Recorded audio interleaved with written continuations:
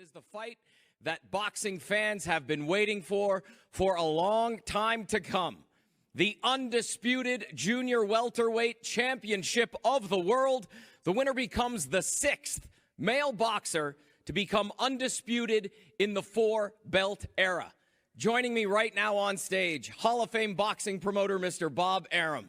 To my right, Jose Ramirez, the WBC and WBO champion, 26-0, 17 KOs. To my left, Josh Taylor, the WBA, IBF, and Ring Magazine champion, 17-0, 13 KOs.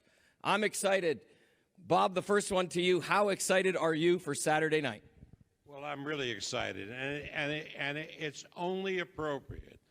Last June, in the middle of the pandemic, we decided that we would continue to put on boxing events, and we did them in the bubble.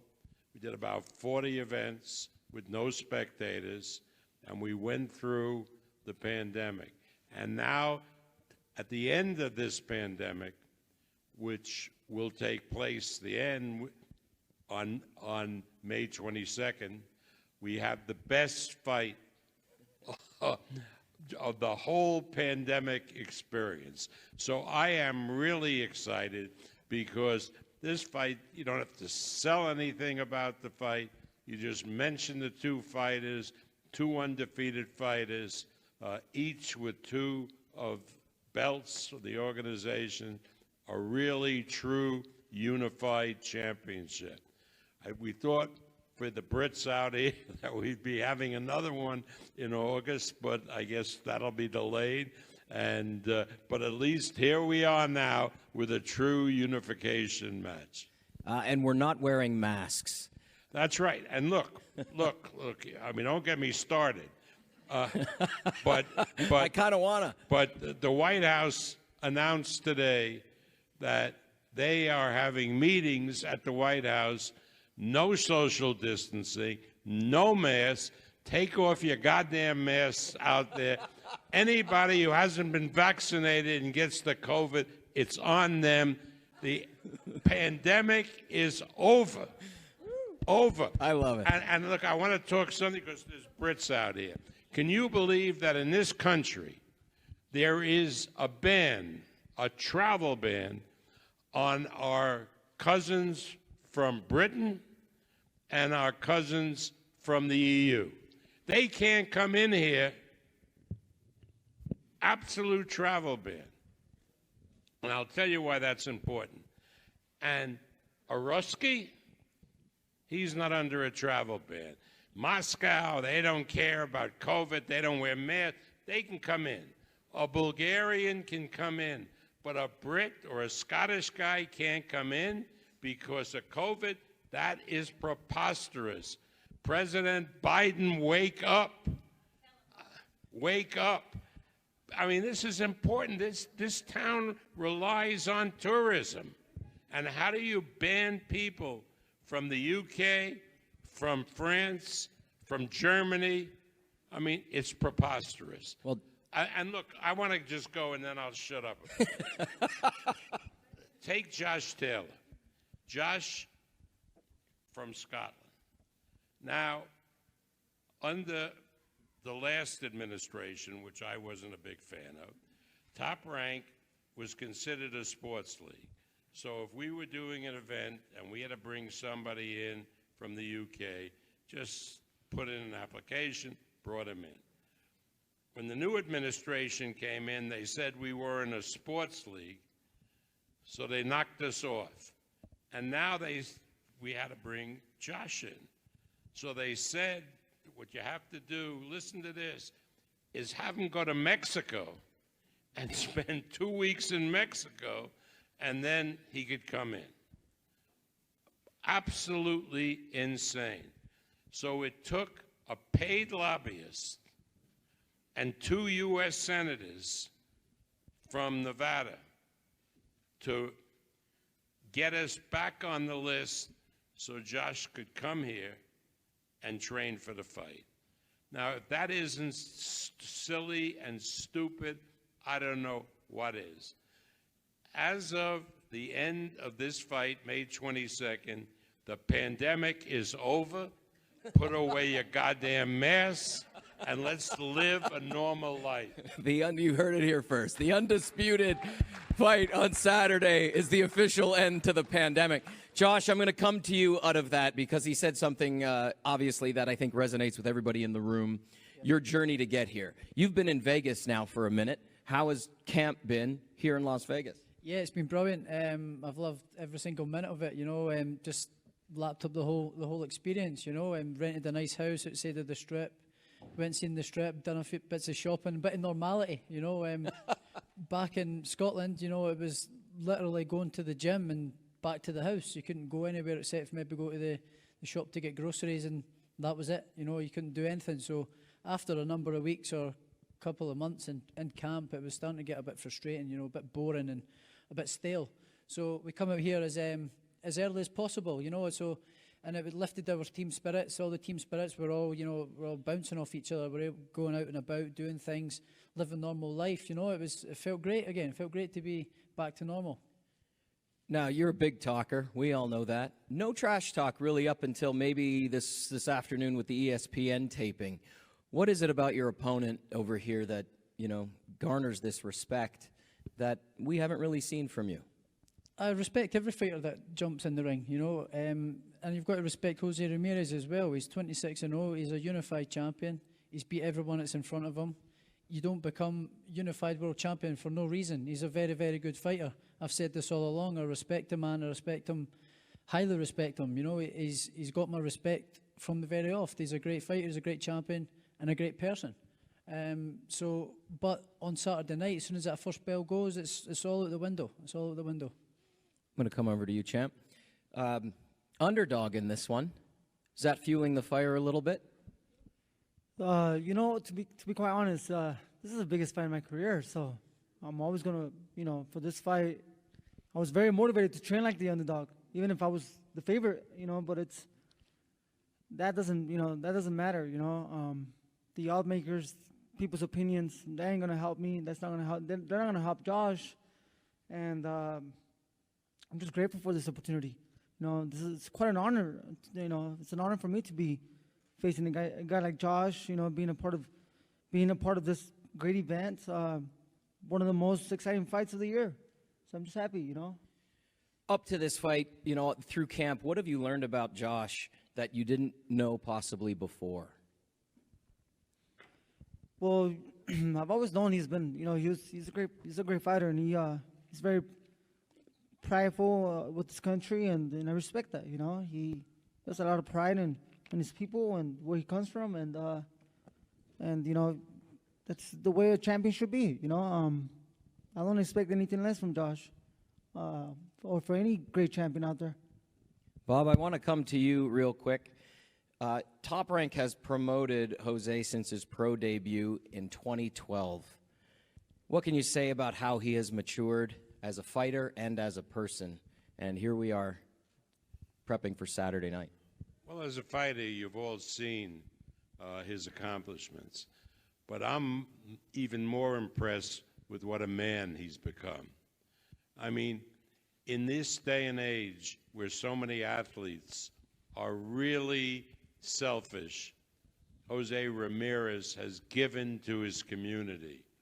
And I remember when this ridiculous environmental bill provided that water from lakes and streams go into the Pacific Ocean because there was something called delta smelts that nobody ever saw that were endangered species.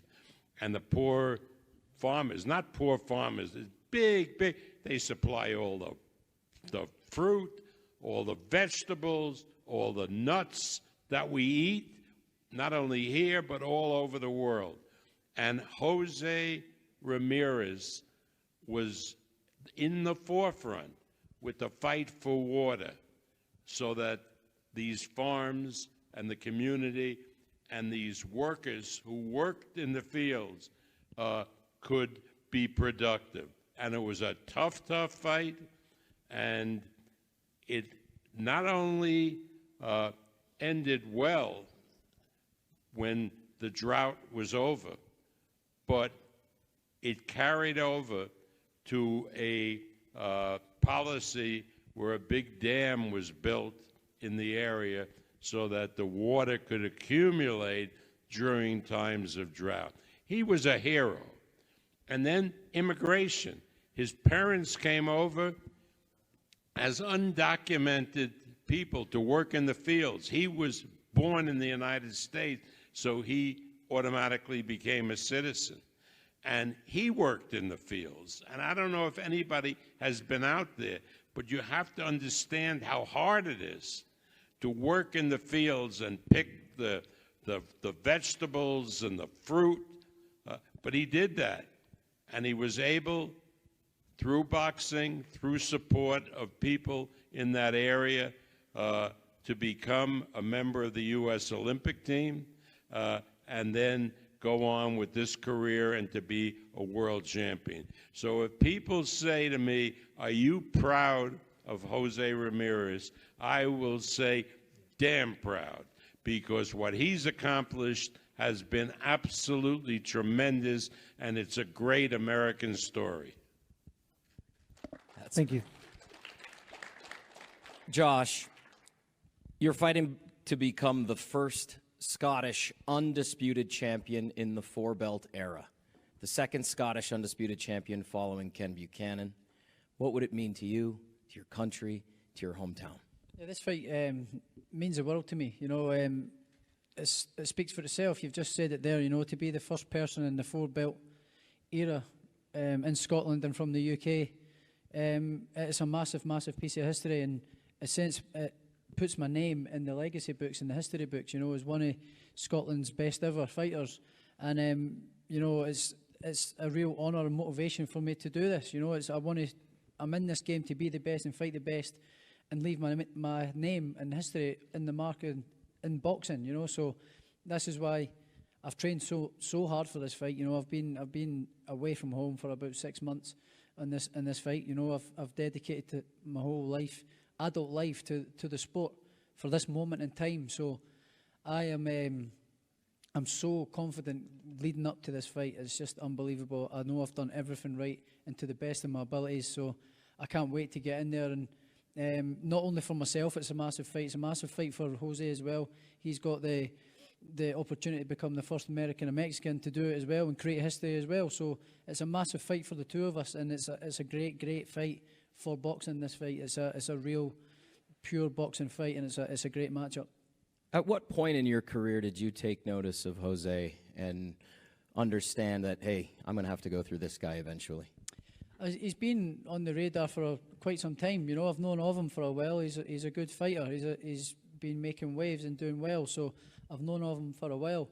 When it started becoming sort of the next sort of opponent was after the Postal fight. You know, because I then become the #1 challenger for the WBC. But then the tournament, the WBSS, came around and decided to go into that. We could have possibly cross paths there, but Jose decided not to go in it, and we could have already decided who is the best. It's funny you mentioned the Postal fight, because I noted here you had 3 training camps to get to that one. We talked about that the last time we were together. How much different or better or worse has this camp been now that the path was a little bit clearer defined? Yeah, you know, this was a perfect training camp as compared to the ones last year. You know, it's just a lot of frustration. The way I train really hard. So when I put almost a whole year of training, you know, that's a lot of wear and tear to my body. You know, I only know how to go one pace. You know, I respect the sport of boxing so much that every session I want to make sure I do my best and I be better. So I got after the Postal fight, which was a little underwhelming fight. I mean, there wasn't too much action. You know, I was never hurt. He was never in control. There was very little bit of action. It was a very underwhelming fight. Every time I landed, he was respecting me, and you know, I think my problem in that fight was just my lack of activity. You know, just not throwing that many punches, but or putting the pressure that I usually do. But it was just based on just being, you know, tired mentally and physically. But for this camp, it's been a tremendous camp. You know, I'm very motivated. It's a big fight, and it's a, God willing, I become the next undisputed world champion. That's going to bring a lot of glory to my family and to, both demographics, the Mexican demographics and the Mexican American demographics. So it's a beautiful thing, to be able to share that type of glory with so many people. So I'm looking forward to that. We asked our social media following on Top Rank Boxing to follow us, hit us up on social, and provide a few questions. And we hit at this a little earlier, but at Enrique Rios sent in this question: What would becoming the first ever 4-belt champion of Mexican descent mean to you? It would be quite an honor and a blessing. It'd be a beautiful thing. To be honest, I'm so focused on the fight that I'm just thinking about today and tomorrow, and then making weight, and then feeding my body the proper nutrients to feel strong on Saturday and just go out there and perform. But I'm definitely enjoying every single moment of this experience, and this is something I could always speak to my kids about. My kids and my kids' kids, and it's part of my legacy. Josh, we had a question come in for you from social. The handle @thebatboxer. His question was, if you win on Saturday, would you consider yourself the pound-for-pound best? No, I wouldn't think so. But I would say it's got to be in there. It's got to be in the pound-for-pound list, But I wouldn't say the best. I'm not going to disrespect other fighters. But it's got to be up there, certainly, for sure. I think I'm number 9 at the minute. So if I win this on Saturday, yeah, it's got to go up a couple of notches, yeah. You knew what number you were, so you're paying attention, though. Yeah. Bob, go ahead. Listen, I'm telling the winner, whoever wins the fight, don't claim to be the best pound-for-pound fighter, because Tyson Fury is coming, and he's going to be in the audience, and don't tangle with Tyson Fury. Josh, one more from another follower on social, @Jacob to Tartan. He said, what round? I don't know, but I really am confident of getting the KO on Saturday, that's for sure. Another comment we had on social media from @StayHumble was simply, this is what boxing is all about. That's correct. And I would have to agree, and I think everybody in this room would have to agree. And with that, gentlemen, we're going to conclude this conversation. If you could put your mics on your chairs, hit those X's right there at the front of the stage for your first face-off of the weekend. I don't know about you, but everybody who's watching, this is going to be one for the ages. The undisputed junior welterweight championship of the world. Gentlemen, thank you so much for your time. Make your way down there. Bob, thank you very, very much. Ladies and gentlemen, tuning it in, it goes live on ESPN, ESPN Plus, and ESPN Deportes. Our first bell is at 1:45 p.m. exclusively on ESPN Plus. As always, this is Top Rank. This is boxing. We'll see you tomorrow for the weigh-ins.